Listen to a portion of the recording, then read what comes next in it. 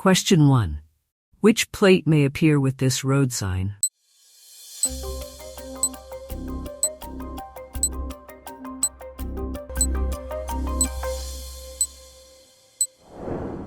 D. Explanation. Road humps are used to slow down traffic.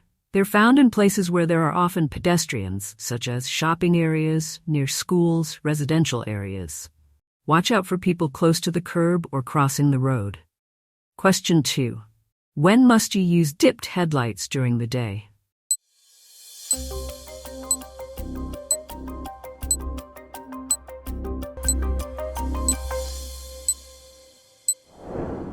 B.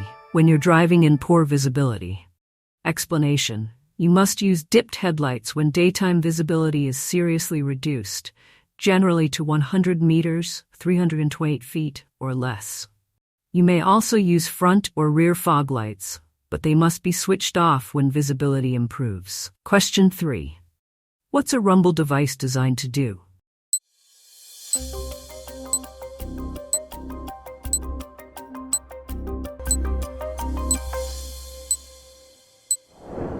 A. Alert you to a hazard. Explanation. A rumble device consists of raised markings or strips designed to give drivers an audible, visual, and tactile warning. These devices are used in various locations, including in the line separating the hard shoulder and the left-hand lane on the motorway and on the approach to some hazards, to alert drivers to the need to slow down. Question 4. You're driving on an icy road. What distance from the car in front should you drive?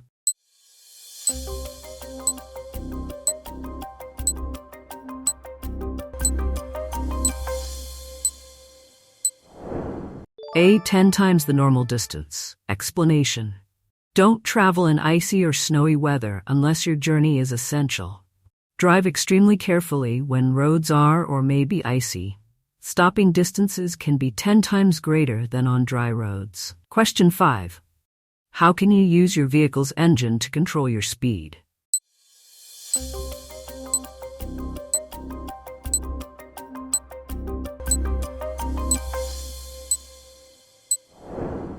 D. By changing to a lower gear. Explanation. You should brake and slow down before selecting a lower gear. The gear can then be used to keep the speed low and help you control the vehicle. This is particularly helpful on long downhill stretches where brake fade can occur if the brakes overheat. Question 6. You're driving in fog. Why should you keep well back from the vehicle in front?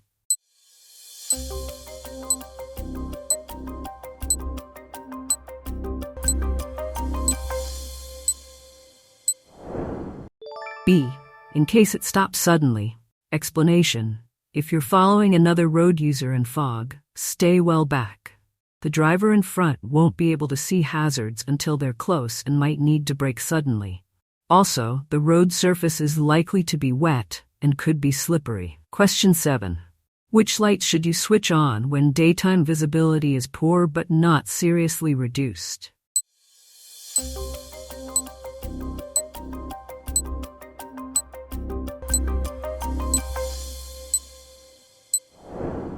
B. Dipped headlights. Explanation. Only use your fog lights when visibility is seriously reduced. Use dipped headlights in poor conditions because this helps other road users to see you without the risk of causing dazzle. Question 8. You've been driving in fog. What must you do when the visibility improves?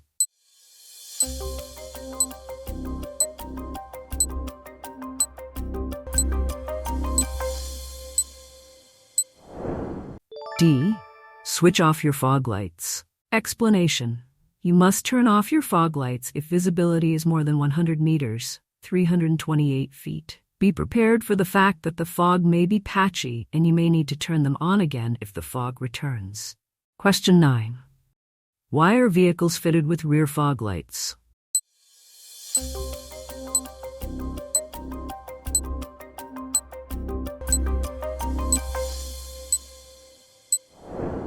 B. To make them more visible in thick fog. Explanation. Rear fog lights make it easier to spot a vehicle ahead in foggy conditions.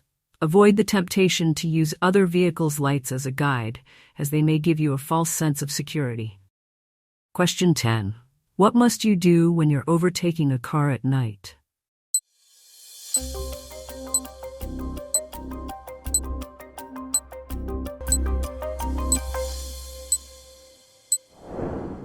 B. Make sure you don't dazzle other road users. Explanation. To prevent your headlights from dazzling the driver of the car in front, wait until you've passed them before switching to main beam. Question 11. You're driving with your front fog lights switched on. What should you do if the fog has cleared?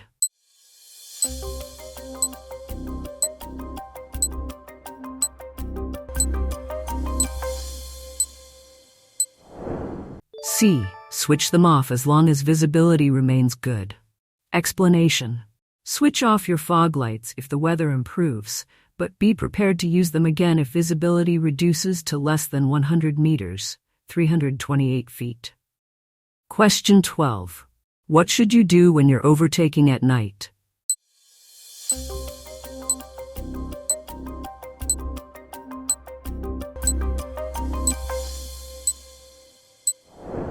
A. Beware of bends in the road ahead.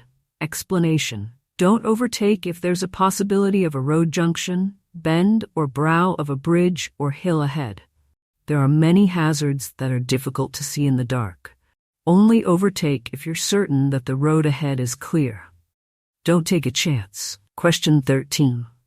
When may front fog lights be used?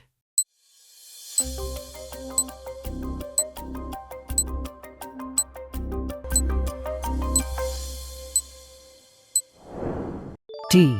When visibility is seriously reduced. Explanation. Your fog lights must only be used when visibility is reduced to 100 meters, 328 feet, or less. You need to be familiar with the layout of your dashboard so you're aware if your fog lights have been switched on in error or you've forgotten to switch them off. Question 14. You're driving on a motorway at night. Which lights should you have on if there are other vehicles just ahead of you?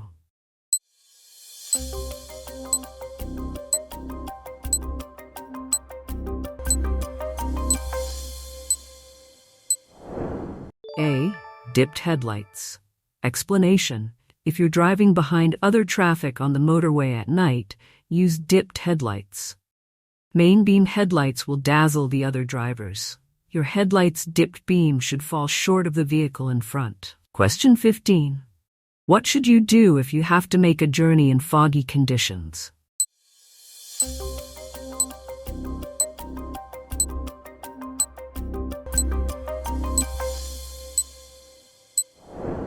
B. Leave plenty of time for your journey.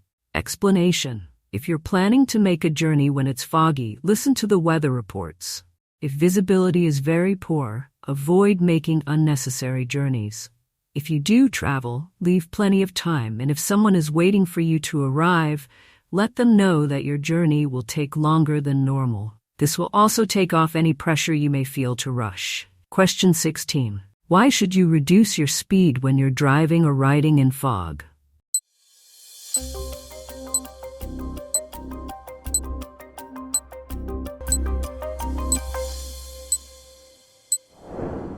A. It's more difficult to see what's ahead. Explanation. You won't be able to see as far ahead in fog as you can on a clear day. You'll need to reduce your speed so that, if a hazard looms out of the fog, you have the time and space to take avoiding action. Traveling in fog is hazardous. If you can, try to delay your journey until it is cleared. Question 17. Which lights must you use if you're driving on a well-lit motorway at night?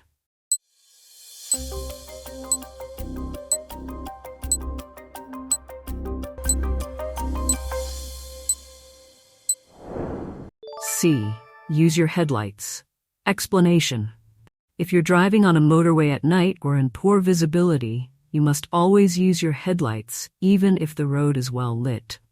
Other road users must be able to see you, but you should avoid causing dazzle.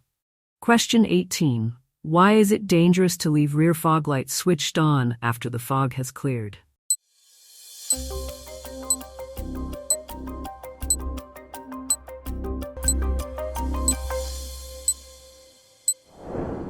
D. They may be confused with brake lights.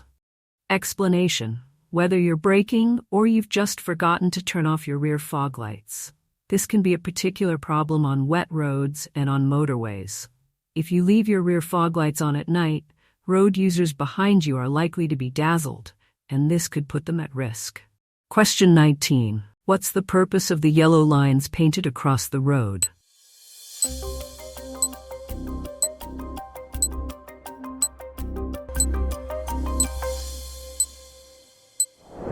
B. To make you aware of your speed. Explanation: these lines may be painted on the road on the approach to a roundabout, a village, or a particular hazard. The lines are raised and painted yellow, and their purpose is to make you aware of your speed. Reduce your speed in good time so that you avoid having to brake harshly over the last few meters before reaching the junction. Question 20. What should you do when dealing with this hazard?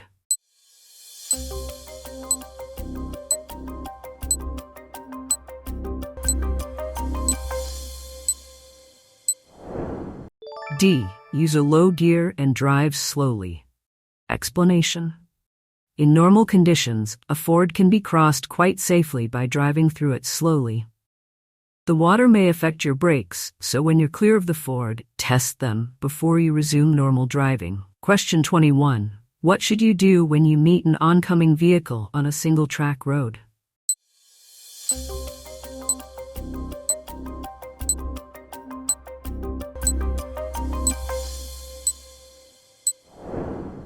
B. Stop at a passing place. Explanation: take care when using single-track roads. It can be difficult to see around bends because of hedges or fences, so expect to meet oncoming vehicles. Drive carefully and be ready to pull into or stop opposite a passing place, where you can pass each other safely. Question 22. What should you check before you start a journey in foggy weather?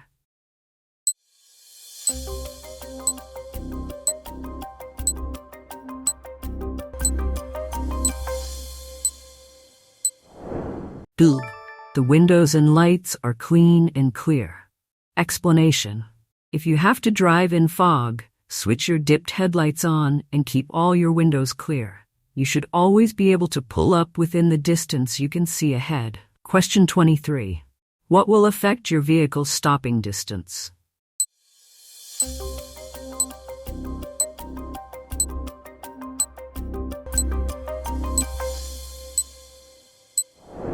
A. The condition of the tires. Explanation: having tires correctly inflated and in good condition will ensure they have maximum grip on the road.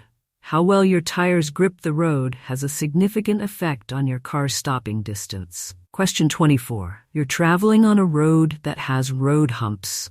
What should you do when the driver in front is traveling more slowly than you?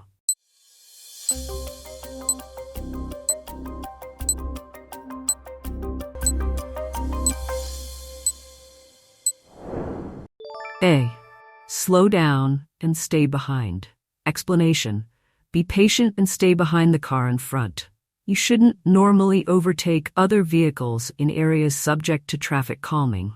If you overtake here, you may easily exceed the speed limit, defeating the purpose of the traffic calming measures. Question 25. You're traveling in very heavy rain. How is this likely to affect your overall stopping distance?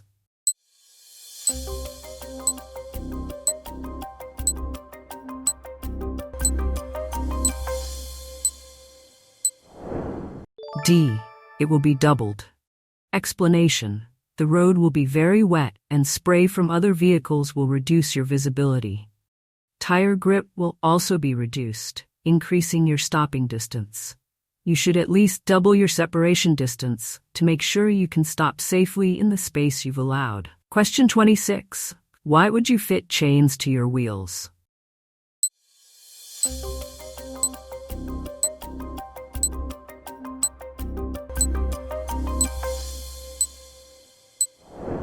D.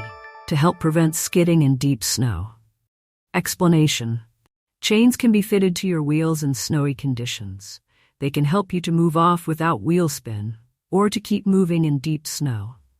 You'll still need to adjust your driving to suit these conditions. Question 27. The road is wet. Why would a motorcyclist steer around drain covers while they were cornering?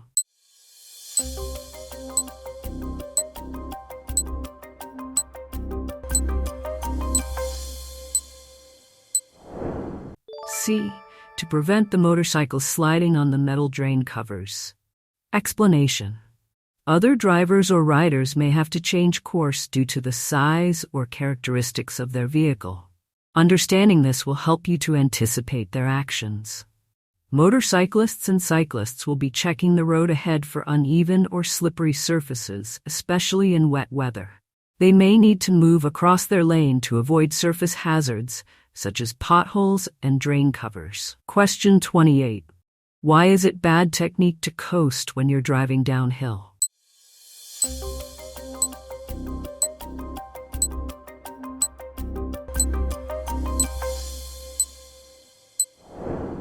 A. The vehicle will gain speed more quickly. Explanation. Coasting is when you allow the vehicle to freewheel in neutral or with the clutch pedal depressed. When traveling downhill, this will cause the vehicle to gain speed more quickly as you lose the benefits of engine braking. It may even lead to a loss of control. You shouldn't coast, especially when approaching hazards such as junctions or bends, and when traveling downhill. Question 29. When will you feel the effects of engine braking?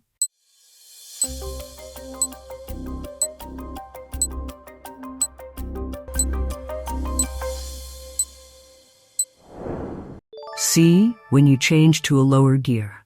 Explanation. You will feel the effect of engine braking when you take your foot off the accelerator. Changing to a lower gear will increase the effect. Question 30. What should you do when you're driving along a road that has a series of road humps?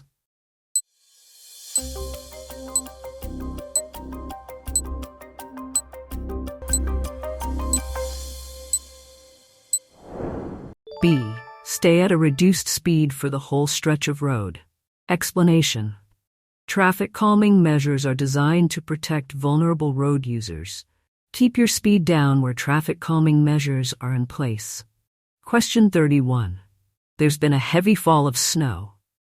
What should you consider before driving in these conditions?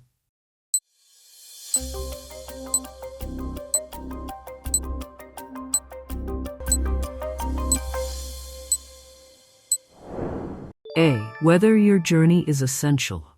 Explanation. Consider whether the increased risk is worth it. If the weather conditions are bad and your journey isn't essential, then don't drive. If you have to drive, make sure you're well prepared in case you get stuck. Question 32.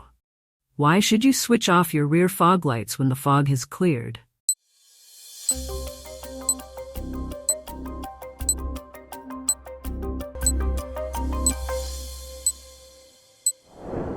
A. To prevent dazzling drivers behind. Explanation. Don't forget to switch off your fog lights when the weather improves. You could be prosecuted for driving with them on in good visibility. The high intensity of rear fog lights can dazzle drivers behind and make your brake lights difficult to notice. Question 33. What will happen if you hold the clutch pedal down or roll in neutral for too long?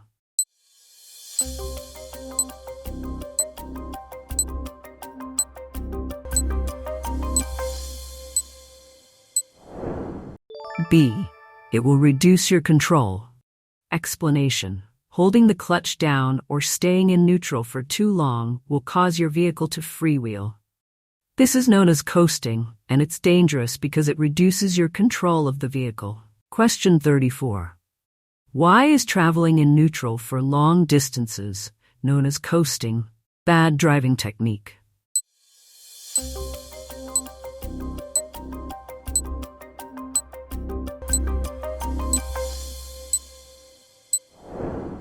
A.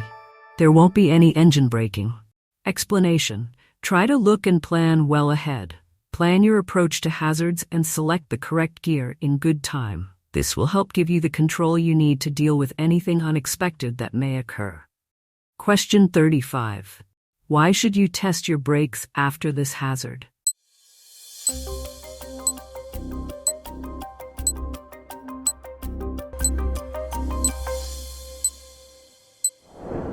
C. Your brakes will be wet.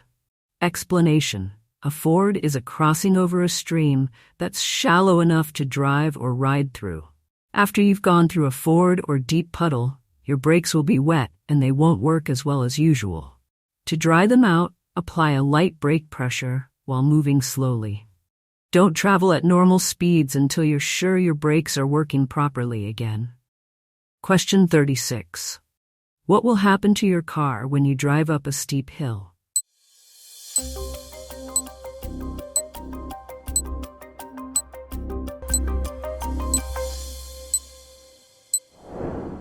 A. The engine will work harder. Explanation. The engine will need more power to pull the vehicle up the hill. When approaching a steep hill, you should select a lower gear to help maintain your speed. You should do this without hesitation so that you don't lose too much speed before engaging the lower gear. Question 37. You're driving on the motorway in windy conditions. What should you do as you overtake a high-sided vehicle?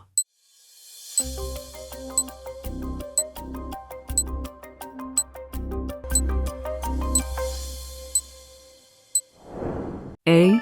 Be wary of a sudden gust. Explanation. The draft caused by other vehicles, particularly those with high sides, could be strong enough to push you out of your lane. Be prepared for a sudden gust of wind as you overtake large vehicles. Keep both hands on the steering wheel to help you keep full control. Question 38. What's the reason for traffic calming measures?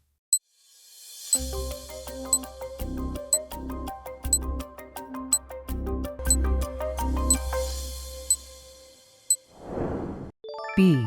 To slow traffic down. Explanation. Traffic calming measures make the road safer for vulnerable road users such as cyclists, pedestrians, and children.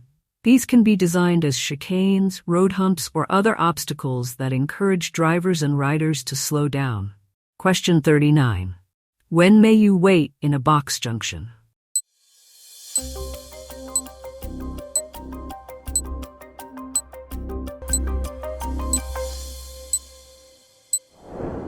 A. When oncoming traffic prevents you turning right. Explanation. The purpose of a box junction is to keep the junction clear by preventing vehicles from stopping in the path of crossing traffic. You mustn't enter a box junction unless your exit is clear. However, you may enter the box and wait if you want to turn right and are only prevented from doing so by oncoming traffic. Question 40. When may you overtake another vehicle on their left?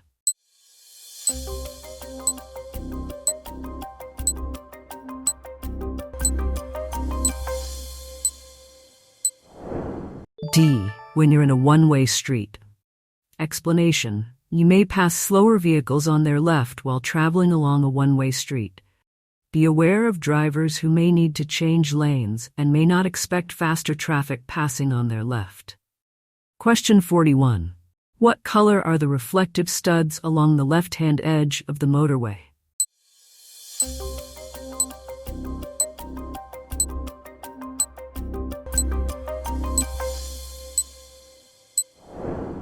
B. Red. Explanation. Reflective studs are used to help you in poor visibility. Different colors are used so that you'll know which lane you're in. These are red on the left-hand edge of the carriageway, white between lanes, amber on the right-hand edge of the carriageway, green between the carriageway and slip roads. Question 42. You're driving at night. What should you do if you're dazzled by headlights coming towards you?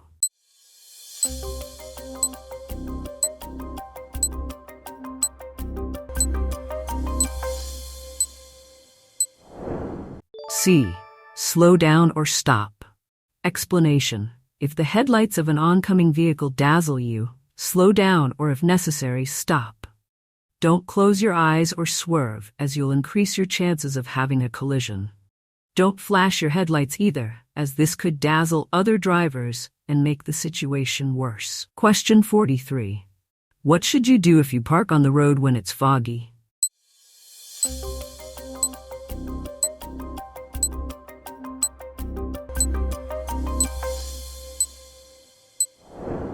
D. Leave parking lights switched on. Explanation. If you have to park your vehicle in foggy conditions, try to find a place to park off the road. If this isn't possible, park on the road facing in the same direction as the traffic. Leave your parking lights switched on and make sure they're clean. Question 44. Why could it be dangerous to keep the clutch down or select neutral for long periods of time while you're driving?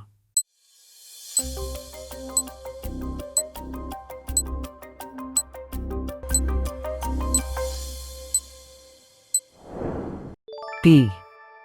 You'll have less steering and braking control. Explanation.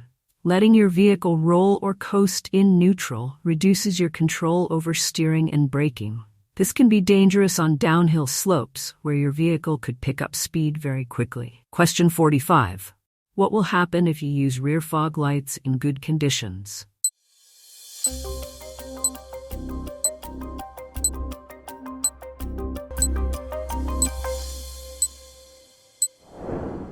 B. They'll dazzle other drivers. Explanation. Rear fog lights shine more brightly than normal rear lights so that they show up in reduced visibility. When the visibility improves, you must switch them off. This stops them dazzling the driver behind.